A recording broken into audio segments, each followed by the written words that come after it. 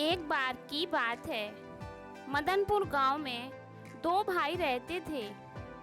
वह बचपन से ही एक दूसरे से बहुत लड़ते झगड़ते रहते थे, जिसकी वजह से जब वह बड़े हुए तो एक दूसरे से अलग रहने लगे। उसमें छोटा भाई चंदन बहुत गरीब था। उसके पास कोई रोजगार नहीं था।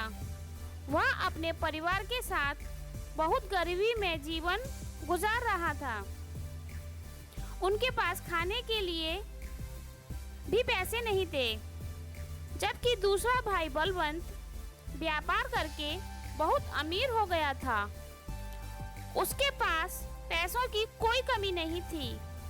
वह अपने परिवार के साथ खुशी खुशी रहता था और सारे त्योहार खूब मजे से मनाता था। बलवंत घमंडी और दुष्ट प्रवृत्ति का इंसान था। एक दिन चंदन के घर में खाने को कुछ नहीं था। उसके बीबी और बच्चे भूखे थे। उसने बड़े भाई बलवंत से सहायता मांगने की सोची। वह बलवंत के घर गया और उससे कुछ पैसे उधार देने के लिए कहा, लेकिन बलवंत ने चंदन को कहा कि तुम्हारा यही काम है, तुमको केवल मांगना आता है, मैं तुमको फूटी कौड़ी भी नहीं दूंगा। चंदन के विनती करने पर भी वह नहीं माना और उसको अपने घर से भगा दिया। जब चंदन दुखी होकर अपने घर जा रहा था तो रास्ते में चंदन को एक बूढ़ा इंसान दिखाई दिया, जो एक भारी लकड़ी के गट्ठर को उठाने की कोशिश कर रहा था। चंदन बहुत दयालु था। उससे यह देखा नहीं गया। उसने लकड़ी के गट्ठर को उस बूढ़े आदमी के घर तक पहुंचाने में मदद की। घर पहुंचने पर बूढ़े आदमी ने चंदन को धन्यवाद कहा और उससे उसकी उदासी का कारण जानना चाहा। चंदन ने अपनी आर्थिक समस्या को उस बूढ़े आदमी के साथ साझा किया। बूढ़े आदमी ने कहा कि इसमें वह चंदन की मदद कर सकता है। बूढ़े आदमी ने चंदन को अपने घर से लाकर एक मीठी रोटी दी। वह चंदन से बोला कि इस जंगल को पार करके एक पहाड़ी है। तुमको उस पहाड़ी पर चलते हुए कुछ सेब के पेड़ नजर आएंगे। सेब के पेड़ के बाद एक छोटा सा घर है। वहाँ 3 बौने रहते हैं। तुमको उन बौनों को यह मीठी रोटी देकर उनसे पत्थर की चक्की मांगनी है। वह जादुई चक्की है जिससे तुम्हारी गरीबी दूर हो जाएगी।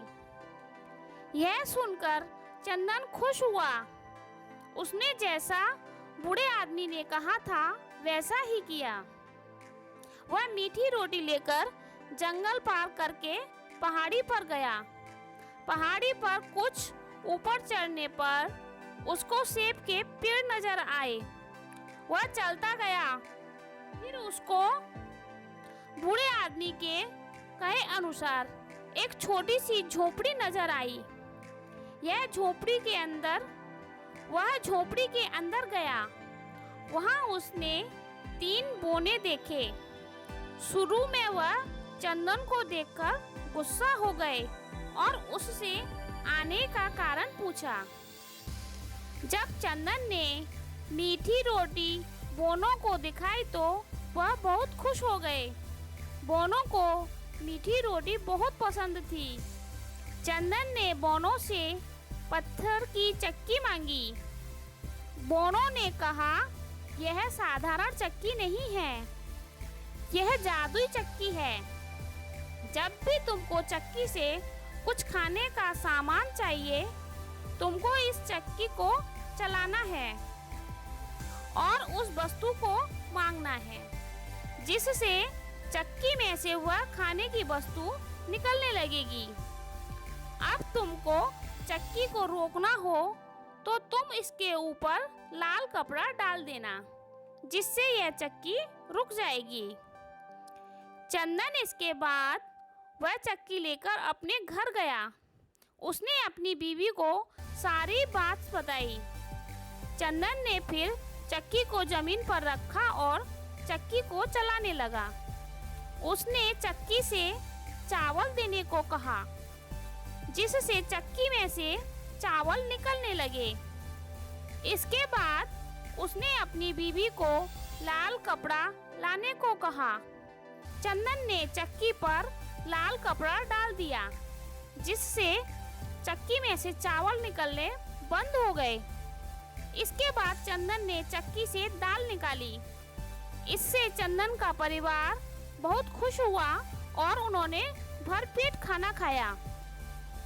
कुछ समय बाद चंदन चक्की में से खूब अनाज निकालकर बाजार में बेचने लगा, जिससे वह थोड़े समय में ही बहुत अमीर हो गया और उसने अपने भाई बलवंत से भी बड़ा घर बना लिया।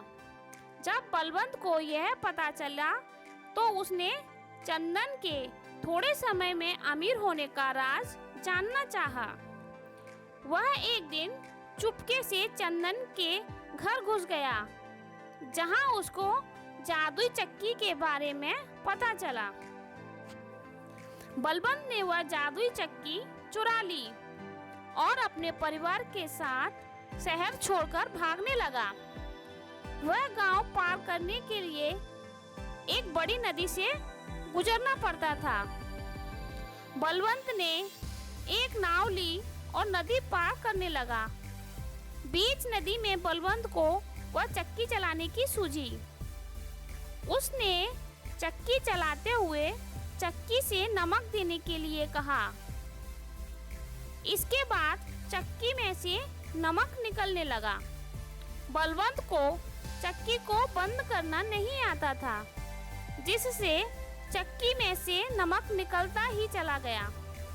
इससे पूरी नाव नमक से भर गई, जिसमें बलवंत और उसका परिवार डूबकर मर गया।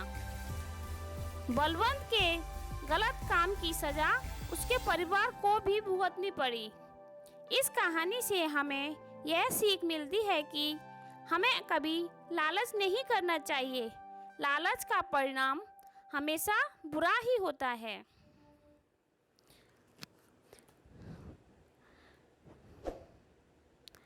तो दोस्तों, हम उम्मीद करते हैं कि आपको जादुई चक्की की कहानी ज़रूर पसंद आई होगी। आप इस कहानी को अपने दोस्तों के साथ शेयर कर सकते हैं। यदि आपको इसी प्रकार की और कहानी चाहिए तो हमें कमेंट कर सकते हैं।